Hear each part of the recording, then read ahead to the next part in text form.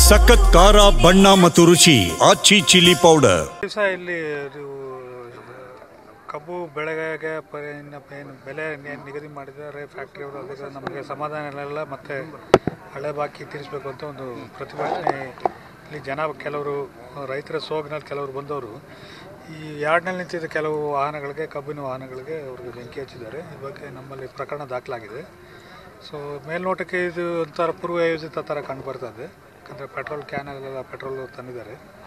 ಆಮೇಲೆ ಈಗ ರೈತರು ನಿಜವಾದ ರೈತರು ಯಾವ ರೀತಿ ಕೆಲಸ ಮಾಡಿಲ್ಲ ಅಂತ ಯಾರೋ ರೈತರ ಹೆಸರಿನಲ್ಲಿ ಕಿಡಿಗೇಡಿಗಳು ಇರುತ್ತೆ ಮಾಡಿದ್ದಾರೆ ಅಂತ ನಮ್ಮ ಪ್ರಾಥಮಿಕ ತನಿಖೆಯಲ್ಲಿ ಗೊತ್ತಾಗಿದೆ.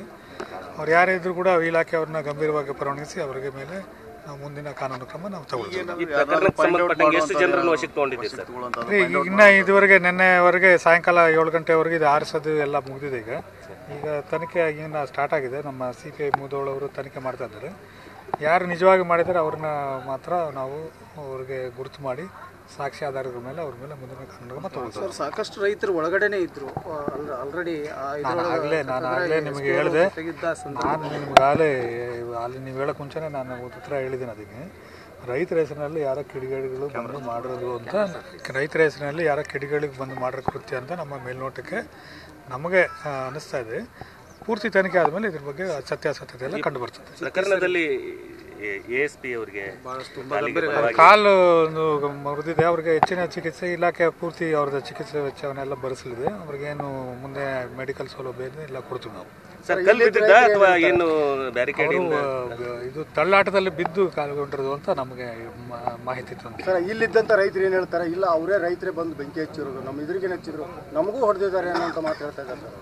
ನೋಡ್ಬೋದು, ನಾವು ಇನ್ನೂ ಘಟನೆ ಆಗಿನ್ನ 24 ಗಂಟೆನೂ ಆಗಿಲ್ಲ. ಹಂಗಾಗಿ ನಾವು ಇದ್ರ ಬಗ್ಗೆ ಹೇಳ್ತಾರೆ ಅಂತಿಮ ಅಭಿಪ್ರಾಯವಂತೂ ನಾವು ಯಾವುದನ್ನು ಕೊಡೋಕ್ಕಾಗೋದಿಲ್ಲ. ನಮ್ಮ ಮೇಲ್ನೋಟಕ್ಕೆ ಈ ಥರ ರೈತರು ವಾಹನಗಳಿಗೆ ರೈತರೇ ಬೆಂಕಿ ಹಚ್ಚಕ್ಕೆ ಸಾಧ್ಯ ಇಲ್ಲ ಅಂತ ಒಂದು ಭಾವನೆಯಿಂದ ಆ ಮಾತು ಹೇಳಿದ್ದೀನಿ. ಬಟ್ ಯಾರು ಕಿಡಿಗೇಡಿಗಳಿದ್ದಾರೆ, ಅವ್ರು ಯಾರು ಬೆಂಕಿ ಹಚ್ಚಿದ್ದಾರೆ ಅವ್ರಿಗೆ ಮಾತ್ರ ಬಿಡೋದಿಲ್ಲ. ಇಲಾಖೆ ಯಾರಿದ್ರು ಅವ್ರಿಗೆ ಮುಂದಿನ ದಿನಗಳಲ್ಲಿ ಕಠಿಣ ಕಾನೂನು ಕ್ರಮ ತಗೊಳ್ತೀವಿ ನಾವು. ಎಲ್ಲೂ CC ಕ್ಯಾಮ್ರಾಗಳಿಲ್ಲ ಸರ್ ಇಲ್ಲಿ. ಅದಕ್ಕಾಗಿ ಸಾಕಷ್ಟು ನಿಮಗೂ ಕೂಡ ತನಿಖೆ ಮಾಡಬೇಕು ಅಲ್ಲ. ಏನೇನು ಈಗ ಪ್ರತಿಯೊಂದು ಜಾಗದಲ್ಲೂ ಏನಂತಾರೆ CC ಕ್ಯಾಮ್ರಾಗಳಾಗಲಿ ಬೇರೆ ವ್ಯವಸ್ಥೆಗಳಾಗಲಿ ಇರೋದಿಲ್ಲ. ಆದರೂ ಕೂಡ ತನಿಖೆ ಮಾಡೋಕ್ಕೆ ಭಾಳಷ್ಟು ಜನ ಪ್ರತ್ಯಕ್ಷದರ್ಶಿಗಳಿದ್ದಾರೆ. ಅವ್ರು ಮತ್ತೆ ಅವ್ರನ್ನ ನೋಡಿ ಅವ್ರ ಹೇಳಿಕೆಗಳು ಮಾಡಿಕೊಂಡು ಮುಂದಿನ ಕ್ರಮ ತಗೊಳ್ತೀವಿ ನಾವು. ಪರಿಸ್ಥಿತಿ ನಿಯಂತ್ರಣಕ್ಕೆ ತಗೊಂಬಂದ್ರು ಸರ್. ಆದರೆ ಸ್ವಲ್ಪ ಈ ರೀತಿ ಕಿಡಿಗೇಡಿಗಳಿಂದ ಆಯ್ತು. ಆದರೆ ಇವ್ರನ್ನ ವಶಕ್ಕೆ ಪಡೆಯೋ ಸ್ಟಾರ್ಟ್ ಮಾಡಿದ್ದಾರೆ. ಆಲ್ರೆಡಿ ಸ್ಟಾರ್ಟ್ ಮಾಡಿದ್ದಾರೆ. ಯಾರ್ಯಾರು ಇದ್ದಾರೆ ಅವ್ರಿಗೆ ಗುರುತು ಮಾಡೋ ಪ್ರಕ್ರಿಯೆ ಸ್ಟಾರ್ಟ್ ಮಾಡಿದ್ದಾರೆ. ಅದಕ್ಕೆ ಕೂಡ ನಾನು ಕೂಡ ಬೆಂಗಳೂರಿಂದ ಇಲ್ಲಿಗೆ ಬಂದು ಪರಿಸ್ಥಿತಿಯ ಅವಲೋಕನ ಮಾಡಿ ಅವ್ರಿಗೇನು ಸ್ಥಳೀಯ ಅಧಿಕಾರಿಗಳಿಗೆ ಏನು ಸೂಚನೆಗಳು ಕೊಡಬೇಕು ಅದು ಕೊಡ್ತೀನಿ. ಆರೋಪಿಗಳನ್ನ ಎಷ್ಟು ಜನ ಸಸ್ಪೆಕ್ಟ್ ಮಾಡಿರ್ತಾರೆ? ಘಟನೆ ನೋಡಿದ್ರೆ 15-20 ಜನ ಅಂತ ಅನಿಸ್ತಾ ಇದೆ.